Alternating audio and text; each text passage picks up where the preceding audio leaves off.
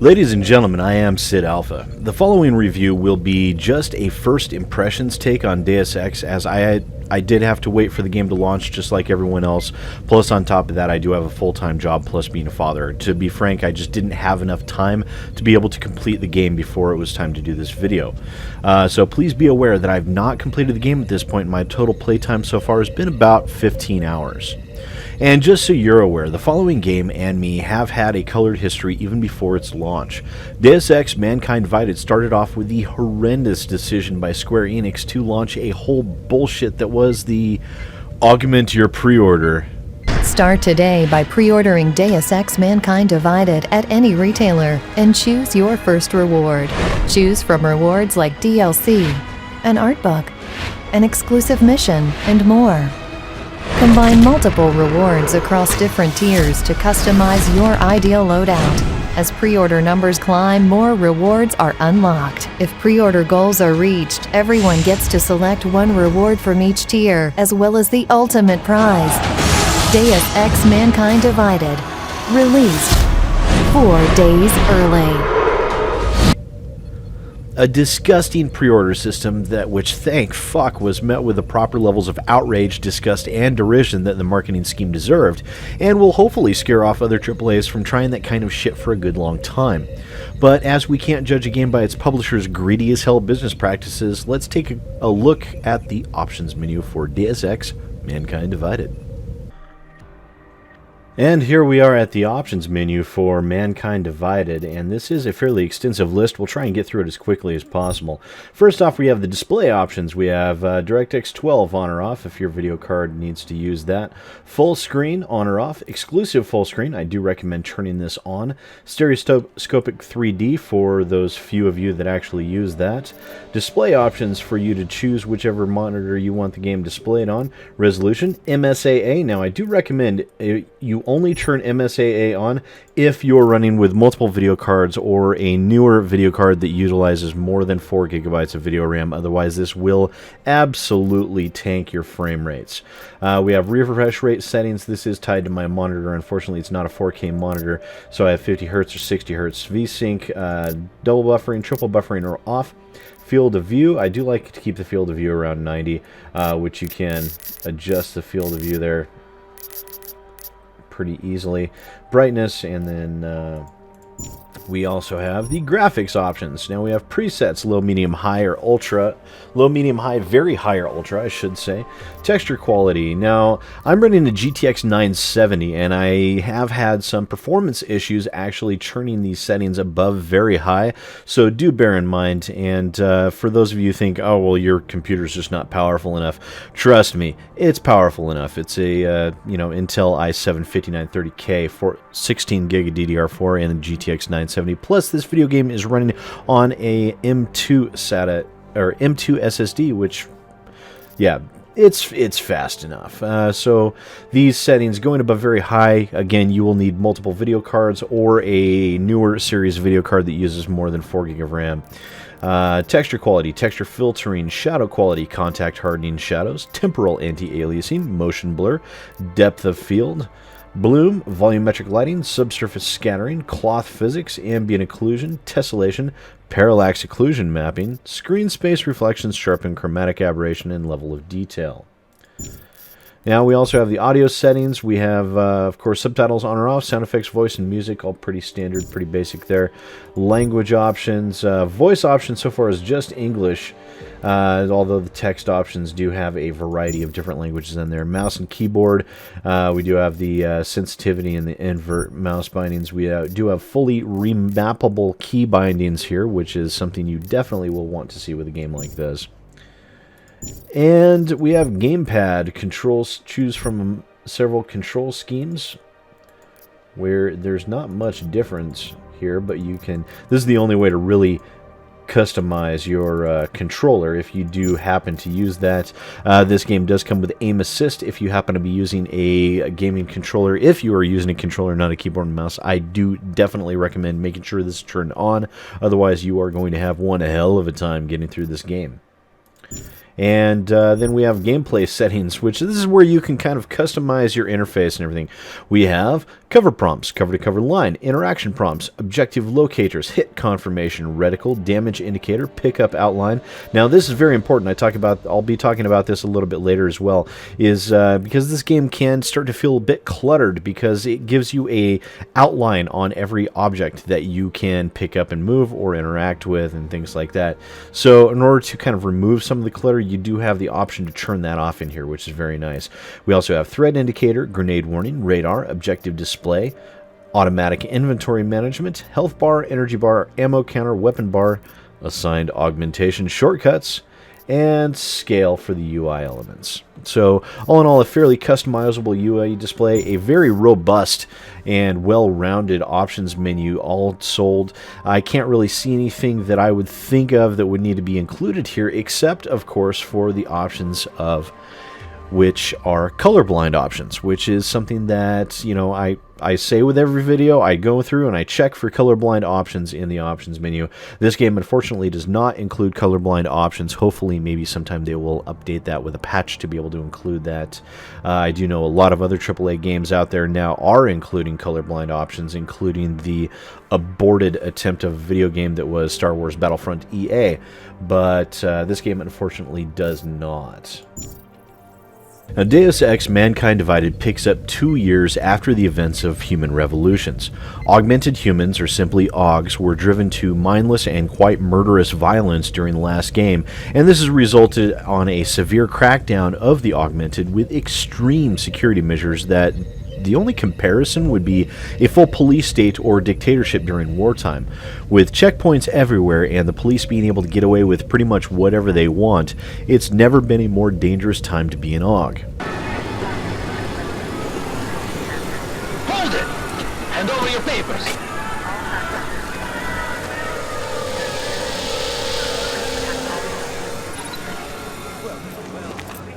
Just watch yourself, Clank. Now, Mankind Divided picks up the story of Adam Jensen as he continues along with Task Force 29, an Interpol anti-terrorism group. However, Jensen doesn't trust the higher-ups of Task Force 29 and Interpol and is secretly playing the role of double agent as he feeds information to the Juggernaut Collective. Now, I have to say right off that this is one of those games that you play not only for the gameplay, but very much for the story as well. And there is a ton of it here. And there are a lot of references to what happened in the previous games as well. But for those of you that are newcomers to the Deus Ex universe like I am, the Human Revolutions, I think I only have an hour and a half clocked into it just to check it out. Eidos Montreal still got you covered with a 12-minute introduction that fills you in on the major plot points of Human Revolutions, which I highly recommend you watch whether you've played the game before or not. Even if simply to refresh yourself with the overarching story elements and to get you psyched for the getting thrown into your first mission, which was a ton of fun and did a great job at introducing you to the control elements. Now, for those of you that have played Human Revolutions, you'll immediately find that Mankind Divided does use the same control scheme, so it will be instantly familiar and intuitive. And also at the beginning of the game, you do start off with a full array of your abilities to really get a decent feel of Jensen's capabilities.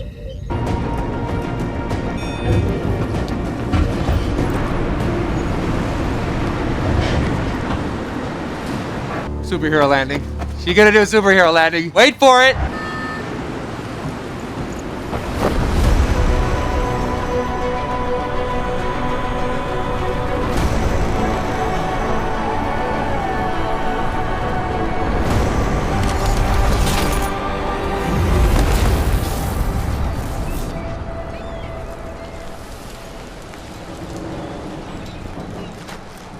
Superhero landing! Now, the game, for those of you that are newcomers, is very much a story-driven, third-person action-adventure game with stealth elements. And for the most part, the game does what it does exceptionally well. Stealthing and movement, as well as combat, are very well designed and feel tight and well done. The handcrafted levels are exceptionally well done here, and you definitely won't find any procedural generation in this game. No. And it shows. It really does. Every inch of the game has something going on with it, and there are secrets quite literally freaking everywhere. Actually, almost to the point of being too much at times. The game does it does its best to get you to want to explore every inch of the area, but sometimes it's a bit too much, and all you'll want to do is get to the next segment, which I think does pose a bit of a minor problem with the game in that there's just stuff, like, everywhere.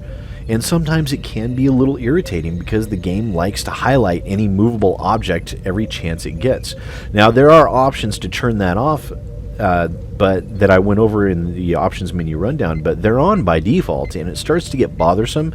And it's good that the developers actually took that potential eventuality into consideration and did create those options settings to be able to turn those on or off to be able to customize your experience as far as that goes.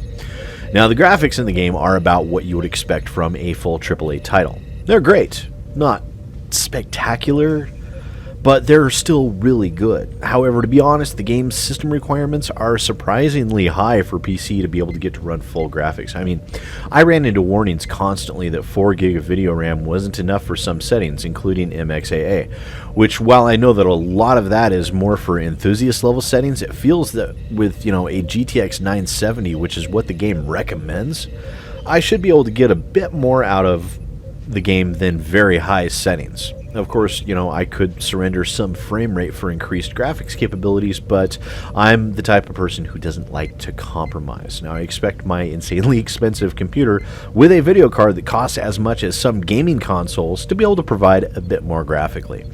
Now, while the PC port isn't broken like No Man's Sky or any Batman or Assassin's Creed game ever, it's definitely in need of better optimization. I expect further patches will help clean this up, but I have to judge the game on how it is at launch and at the time that I played it, which means that I do have to point out the good as well as the bad.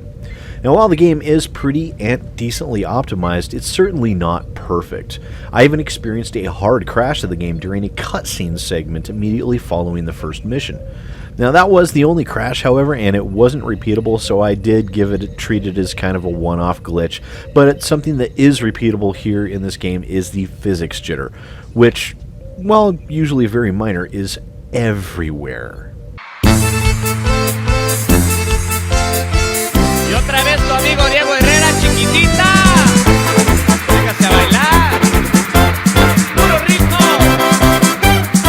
El ritmo está muy prendido, algunos ya están bailando, se encuentran ya los amigos, la cerveza se está enfriando. Si te quieres divertir, no tardes mucho en llegar, o te vas a arrepentir. La noche es para gozar, no te demores. Va a comenzar el nuevo ritmo que es la moda, es algo que acaricia el cuerpo y te enamora. Así que niña, ven acá, estoy más que seguro que a ti te va a encantar. Pararam, pam, pam, pam, pararam, pam, pam, pam, pam. La gente está loca haciendo param, pam, pam, pararam, pam, pam, pam, pararam, pam, pam, pam, pam. Diego Herrera y todos haciendo pam. In addition to that, the animations of the characters are so stiff and wooden that I thought that game was from 2010. Their body movements and lip syncing to the dialogue are horrendous at times. I mean, the character models during the dialogue moments look more like marionettes than they do people. Hell, I have expected Jensen's nose to grow every time he spoke. I got no strings to hold me down, to make me fret or make me frown. I hit strings, but now I'm free. There are no strings on me. Also, the game does experience random frame rate dips as well. Nothing major. We're only talking about a steady dip from steady 60 down to 50 or 45. Still high enough to be easily playable, but it's also definitely an example of some areas that will need worked on and patched up. Now, in addition to everything else, I have to talk about the hacking minigame. It's terrible! It's terrible! Oh my god. At least on PC, it's pretty much the same minigame as the one from the Human Revolutions, but this goddamn complete and utter exercise in frustration relies solely on random chance, and I fucking hate it! Oh my god. Each zone you try and capture, it starts off with a 45% detection chance, and the rate only goes up from there with each segment depending on its value, and the computer hunts you down with pinpoint fucking accuracy every time. Oh, And you have hack modules that you can use to help you along, but this game mode made me fucking glad that there was a quick save and quick load feature, and that I've never been happier that my game was installed on an M2 SSD before, because the load times were less than a minute. Thank God. Because fuck knows how long someone with a mechanical drive would have to wait each time they had to reload for one of these goddamn things. The computer detects you far too easily and often, even on level 1 segments, which forces you to back out and try it again. I spent sometimes 20 minutes or more on one goddamn hack because the fucking computer detected me on the first 1 or 2 segments every goddamn time. There's no way to decrease your detection percentages at all. Even by increasing your hack AUG to higher levels, it does fuck all to the detection percentages. All it does is allows you to be able to hack higher complexity fucking computers or doors or things like that. But it does nothing to mitigate the RNG bullshit. And they've made this nightmare piece of shit required in the fucking game. I'm sorry, if you force me to play a minigame that relies on either expensive ass pieces of tech or complete random chance to get through, then give us a fucking way to mitigate the risk of discovery somehow. This is a surprising oversight in a game such as this, and a huge design flaw in my opinion. Now, in addition to the normal game, you have Breach as well, which I do want to talk about for just a moment. It is a standalone mini-adventure where you are a hacker trying to steal data from the in-game bank. Now, in this, you basically have the normal game's hacking module as a worldview, and each time you hack a segment, you actually load into a zone and do your best to steal all the data within a timely manner. The computer programs fight back as a manifestation of patrolling guards, and you're expected to either evade them or incapacitate them in some way. Now, your rewards allow you to gain more gear and ammo and unlock further abilities, and it's completely separate from the main game. Now, I actually enjoyed this, and I look forward to more modes in here, as Eidos clearly stated that they plan on releasing regular content in Breach for people to play. Now, my guess is some of this will be free, and some of it will be paid DLC. Make your own choice and embrace what you've become. With Deus Ex Mankind Divided, augment your pre-order. No! None of that! No, that actually brings me to the elephant in the room, which, for those of you that have followed my channel, knows that I would latch onto this fucking thing like a bulldog and a milk bone. This is the fact that Deus Ex, this slightly buggy yet wonderful single-player experience, has fucking microtransactions! No! Not in my single-player game! You did bad, Square Enix. You did bad. No! Are you fucking kidding me? Augment your pre-order bullshit wasn't enough? You had to go full-on greed mode with fucking microtransactions in a single-player game? No, it's bad. Bad Square Enix. Now, these microtransactions are for 3 different basic things. First off, we have the Breach chipset packs, which come in groups of 10, 50, 100, or 500. Then you also have the Praxis kit, which Praxis is what you use to level up your character, which comes in 1 for $1, a fucking dollar for one goddamn Praxis. That's right, it costs you $1 to go up 1 fucking level. Or you can buy a pack of 5 for $4, or a pack of 10 for $7, because that's a fucking deal, right? Oh, and you can also buy in-game currency, which ranges from $1 to $10. Oh, the Breach packs? Yeah, the 500 one, $30. $30. Are you fucking insane? Are you kidding me? It's fine, though. It's fine.